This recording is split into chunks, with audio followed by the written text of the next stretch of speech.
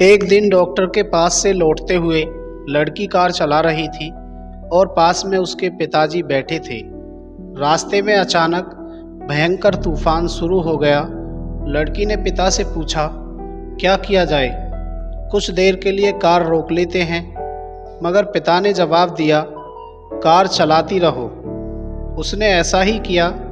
तूफान में कार चलाना बहुत मुश्किल हो रहा था और तूफान भी अपना विकराल रूप लेता जा रहा था।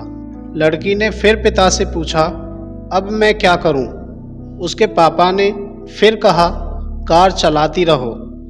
थोड़ा आगे जाने पर उसने देखा कि रास्ते में कई गाड़ियां तूफान की वजह से रुकी हुई थीं। लड़की ने फिर अपने पिता से कहा, मुझे नहीं लगता इस तूफान में ड्राइव करना सही रहेगा। मुझे कुछ भी दिख नहीं रहा है।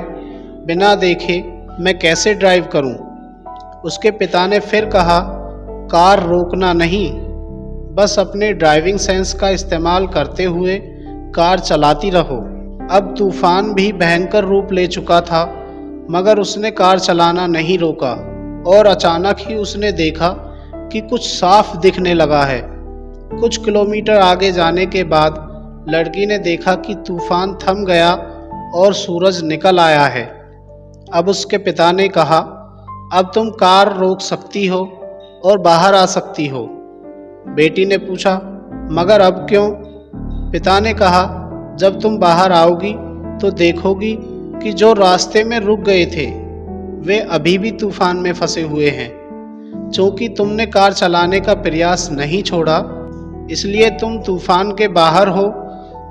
दोस्तों, जिंदगी में भी कई बार बड़े खतरनाक तूफान आते हैं।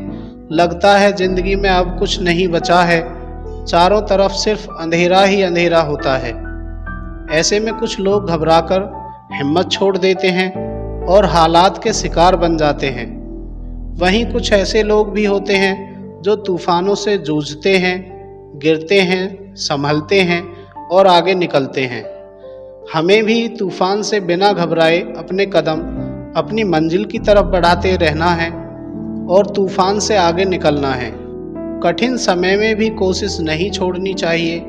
आत्मविश्वास से उठाया गया कदम मंजिल तक जरूर पहुंचाता है। जब आगे कोई रास्ता दिखाई न दे तो अपने तजुर्बे और समझदारी के साथ कदम आगे बढ़ाएं। दोस्तों, उम्मीद करते हैं आपको ये कहानी पसंद आई होगी। अगर आपको ये कहानी पसंद आई है तो इसे लाइक और शेयर करना ना भूलें। अगर आप चैनल पर नए हैं तो चैनल को सब्सक्राइब ज़रूर करें और हमें कमेंट करके ज़रूर बताएं कि आपको ये कहानी कैसी लगी।